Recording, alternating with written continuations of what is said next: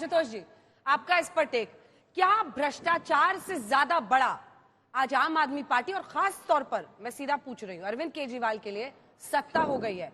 वरना नैतिकता का तकाजा इतना तो कहता ही है कि जेल से सरकार ना चले, और जो कि जेलर साफ इनकार कर रहे हैं कि कैसे चलेगा, कैसे, क्या अंदर से ऐसे ऑर्डर्स देने के लिए कि मुझे दिल्ली की चिंता है, पानी की दिक्कत हो रही है, उनकी मदद कीजिए।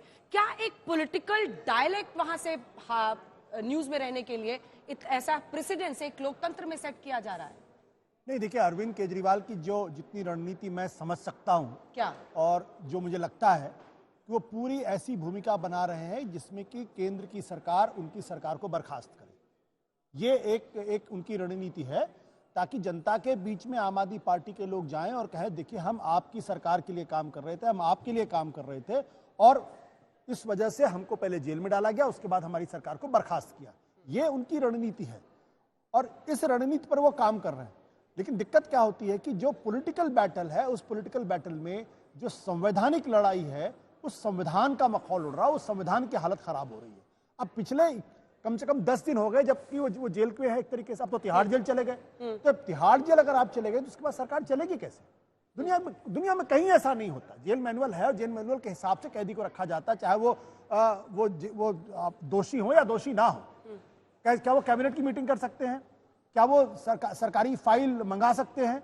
क्या वो सरकारी फाइल बिना जेल मैनुअल जेल अधिकारी के देखे जा सकती है क्या? तो ये मजाक एक तरीके से हो रहा है। और मुझे लगता है कि अरविंद केजरीवाल या आम आदमी पार्टी का मूल्यांकन भारतीय जनता पार्टी क्या कर रही है उससे नहीं होगा, कांग्रेस पार्टी क्या कर रही है, समाजवादी पार्टी क्या कर रही है उससे नहीं होगा। आम आदमी पार्टी का मूल्यांकन उन मूल्यों से होगा जिन मूल्यों की बात आपने की थी आंदोलन शुरू होने के पहले, आंदोलन शुरू होने के बाद और उसके बाद पार्टी बनाने के बाद। इसमें कोई दो राय नहीं कि एक जमाना ऐसा था जब इस देश के अंदर किसी भी नेता के ऊपर जब आरोप लगते थे वो इस्तीफा देता था। उसके बाद स्थिति हुई कि आरोप लगने के बाद चार्जशीट दाखिल होगी तब हम इस्तीफा देंगे, फिर इसके बाद जब चार्जेस फ्रेम होंगे तब इस्तीफा देंगे। अब स्थिति यहां तक पहुंच गई है कि अगर कन्विक्ट होंगे तब इस्तीफा देंगे।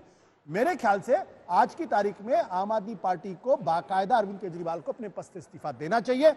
और अगर इस्तीफा नहीं दे रहे हैं तो इसका दूसरा पक्ष यह है कि केंद्र की सरकार भी संविधान के साथ उतना ही बड़ा मजाक कर रही है, वो भी बैठे बैठे देख रही है और उसको मालूम है कि जेल से सरकार नहीं चल सकती। लेकिन दोनों के बीच में यह है कि हु ब्लिंक्स फर्स्ट, जनता के बीच में संदेश कौन जाएगा, हमने तो उनकी सरकार नहीं बर्खास्त की।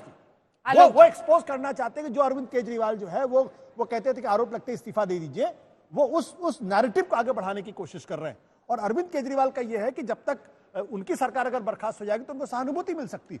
इन दोनों के बीच में संविधान का मखौल उड़ रहा है और मैं सोच नहीं सकता हूं कि नरेंद्र मोदी जी के रहते ऐसा हो रहा, क्योंकि वो आज की तारीख में देश के प्रधानमंत्री हैं और देश का प्रधानमंत्री को इस बात और सख्त डिसीजन लेने के लिए जाने जाते हैं। सख्त डिसीजन लेने के लिए जाने जाते हैं। सुधांशु जी से पूछेंगे, लेकिन उससे पहले आलोक जी आपके पास आते हुए, क्या आप इस उदाहरण के साथ सहमत हैं कि अब इस देश में कोई भी नेता हो, कोई भी मुख्यमंत्री हो, कोई मंत्री हो, वो जेल से अपना मंत्रालय, अपने राज्य को चलाए? देखिए, ये प्रेसिडेंस होगा, ये एग्जाम्पल होगा, क्योंकि भ्रष्टाचार के वो अभी आरोपी हैं।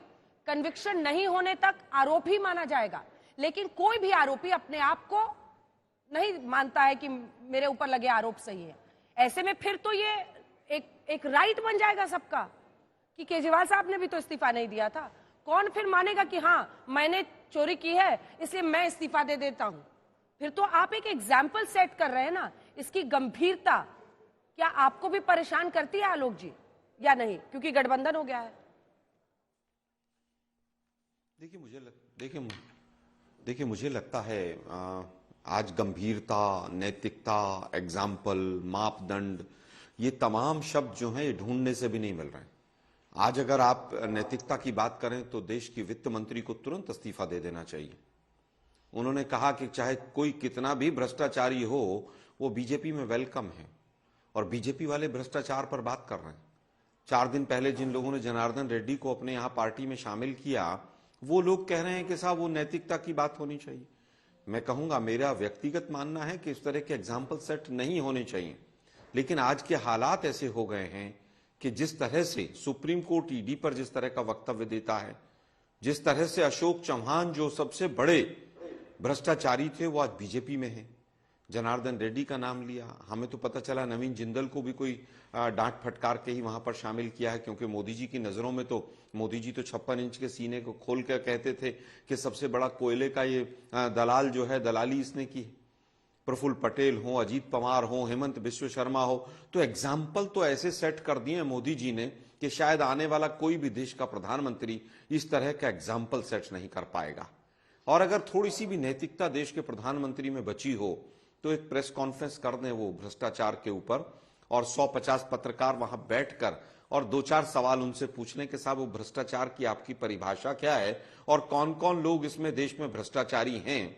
आप आरोप की बात कर रहे हैं, आरोप तो देश के प्रधानमंत्री के ऊपर सीधे सीधे हैं कि इलेक्टोरल बॉन्ड में चंदा गलत तरीके से लिया गया, चंदा लेकर और धंधा दिया गया। तो क्या ईडी वहां पर जाएगी? क्या ईडी वहां पर जाकर निर्मला सीतारमण जी से ईडी पूछेगी कि भाई आप सारे भ्रष्टाचारियों को अपनी पार्टी में शामिल करने की वकालत कर रहे हैं? आज आप देखिए हालत यह है कि तेजस्वी यादव का 8,000 करोड़ का मॉल था, वो आज तक शायद ईडी को मिला नहीं होगा। सियासत का दम निकाल दिया जो आज हल्ला बोल कार्यक्रम का जो मेन शीर्षक है। सियासत, नैतिकता, तमाम चीजों का पूरी तरह से किसी भी रूप में, आप न्यायालय की बात कर रहे हैं बार बार, कोर्ट कोर्ट कोर्ट। कोर्ट का फैसला भी देखा था चंडीगढ़ में क्या हुआ था। सुप्रीम कोर्ट ने पर्चियां गिनी थी, हाई कोर्ट और जो चंडीगढ़ और पंजाब का जो हाई कोर्ट है, हरियाणा पंजाब का, उसने स्टे देने से मना कर दिया था। तो किस कोर्ट की बात कर रहे हैं आप? राहुल गांधी का जो कोर्ट का न्यायालय अहमदाबाद से आया था उसमें क्या लिखा था? सदस्यता चली गई, एक बार नहीं कई साल तक ट्रायल चलता रहा, सुप्रीम कोर्ट ने राहत दी। तो मुझे लगता है कि आज न्यायालय के तमाम जो फैसले हैं, अगर वो 500-600 जो वकीलों की चिट्ठी है उसको अगर पढ़ लेंगे तो कोई भी यहां पर बैठकर नैतिकता की बात नहीं करेगा। इस केस में सबसे पहले मैं आवाज उठाने वाला था, मेरी पार्टी आवाज उठाने वाली थी। आज 2 साल हो गए, आज तक चार्जशीट क्यों नहीं फाइल हुई है? इतना ड्रग्स मिला वहां पर मुद्रा पोर्ट पर, आज तक ईडी कहां कहां गई है? हमने और अंजना जी आपने मोरबी कांड पर एक बहुत बहस की थी, कई दिनों तक हम लगातार हमने मोरबी कांड को पूरा उठाया था, आज तक ने भी और अंजना ओम कश्यप ने भी। उस मोरबी कांड में कई सौ लोग मर गए, कितने लोग आज जेल में हैं? 2C मॉडल था कमीशन और करप्शन का, ईडी और इनकम टैक्स कहां कहां गए वहां पर? तो जो आज एग्जाम्पल सेट हो रहे हैं और देश के प्रधानमंत्री के अंदर वास्तव में अगर थोड़ा सा भी जिगरा है तो एक प्रेस कॉन्फ्रेंस करें वो और बताएं कि उनकी भ्रष्टाचार की लड़ाई जनार्दन रेड्डी से होते होते और भावना गवली से और छगन भुजबल की फाइलें कहां हैं, और बताएं कि इनकम टैक्स के जो नोटिस महाराष्ट्र के एमएलएस को गए थे उसकी जांच कहां तक पहुंची है। ये पूरी तरह से एक ढकोसला है, एक डरे हुए व्यक्ति का, एक डरी हुई सरकार का, कि वो डरी हुई सरकार बाकी सबको डराना चाहती है। सुधांशु जी, आपको पता है आप लोगों ने अपनी पिच खुद ही खराब की है। आपने तमाम अन्य आरोपियों को जो कि अन्य पार्टियों के थे उनको अपनी पार्टी में शामिल किया और उसके बाद से ईडी गोस्लो हो गया उन पर, ना किसी पर रेड पड़ते हैं। अभी तो केस चल रहा है, क्लोजर रिपोर्ट फाइल की है, आप पलट के मुझसे पूछेंगे, नई की है, लेकिन कितनों को जेल के पीछे पहुंचाया है आपने अपनी पिच खुद खराब की है। और शायद इसीलिए ये प्रश्न आप लोगों पर इतना बड़ा होकर हावी हो रहा है कि क्या साजिशन आप लोग ऐसा कर रहे हैं? क्यों आप लोगों ने मतलब आरोपी युक्त बना लिया है पूरी बीजेपी को? उसका भी जवाब कांग्रेस मुक्त भारत बनाने चले थे जी। नहीं, मैं कोई बात हवा में नहीं कर रहा हूं। किस ढंग से केस होता है? शिबू सोरेन 2006 में कोर्ट गए, कांग्रेस के रिजीम था, 2007 में क्लोजर रिपोर्ट डन।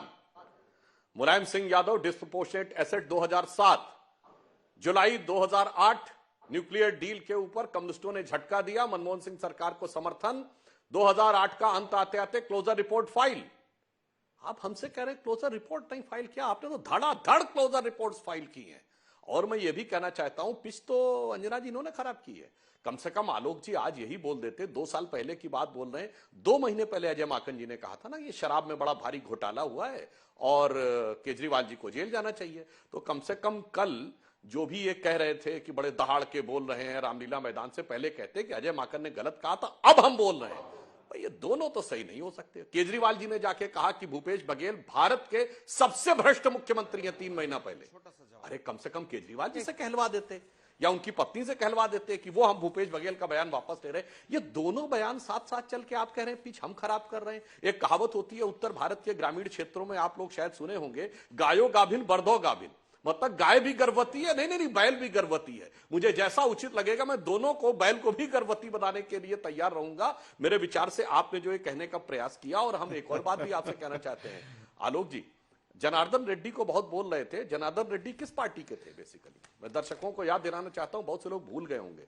1998 में सोनिया गांधी जी बेल्लारी से चुनाव लड़ी थी, सुषमा स्वराज जी उनके खिलाफ लड़ी थी। 5 विधानसभा क्षेत्र बेल्लारी लोकसभा में उस समय आते थे, 3 में सुषमा स्वराज जी जीती थी, और 2 क्षेत्र जो रेड्डी बंधुओं के प्रभाव में थे वहां भाजपा का बस्ता भी नहीं लगा था। और सोनिया गांधी जी को उन 2 क्षेत्रों से इतनी जबरदस्त जीत मिली थी कि वो पूरा चुनाव पलट गया था। इसलिए आप 2 महीने पुरानी बात। मैं आपको टोक रही हूं सर, एक बड़ी खबर आ रही है। बिहार के बीजेपी कार्यकर्ताओं से कल संवाद करेंगे प्रधानमंत्री नरेंद्र मोदी।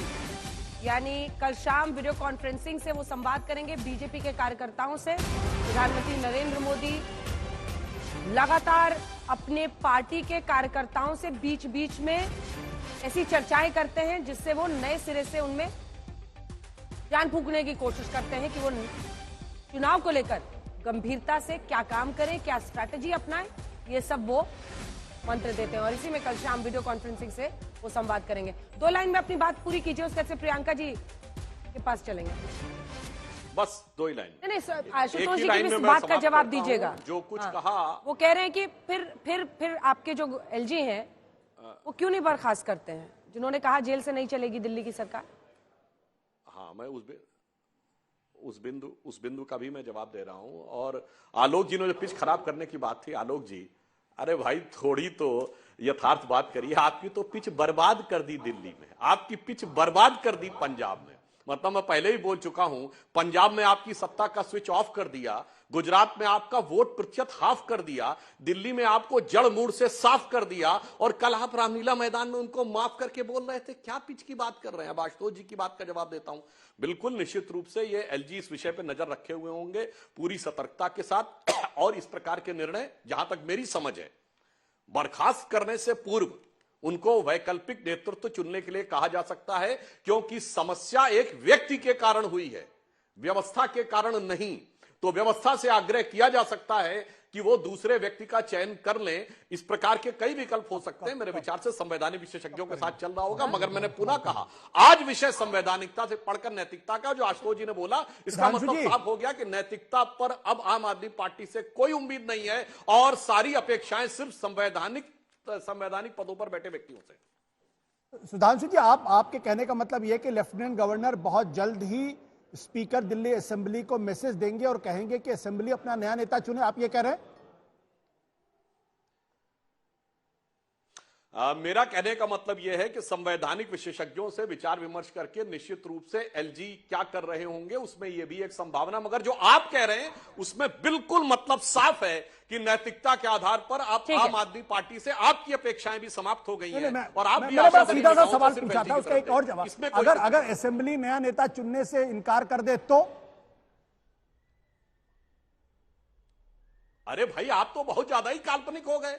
पहले यथार्थ की तो बात करिए। मतलब इन्होंने यह भी मान लिया कि आम आदमी पार्टी अब इस निर्लज्जता तक आएगी कि वह नया नेता भी नहीं चुनेगी। और हो भी सकता है, आज जिस प्रकार की सूचना आई है मीडिया में कि आतिशी और सौरभ भारद्वाज का भी नाम है, तो हो सकता है एक हुतो समझाई आके कुपही में यहां भांग पड़ी है। अरे जिसको देखो वही आज मदहोश है, आज तो मैं दीवाना गजब ढा गया। तो शायद उन्हें पता होगी जब सभी मदहोश हैं तो शायद मदहोश मिलकर क्या होश की बात करेंगे। शायद आशुतोष जी की बात से यह समझ में आ रहा है। ठीक है, वो तो ऑलमोस्ट कंफर्म ही कर रहे हैं कि शायद ऐसा ही होगा कि वो एक दूसरा नेता, वैकल्पिक नेता का नाम नहीं लेंगे।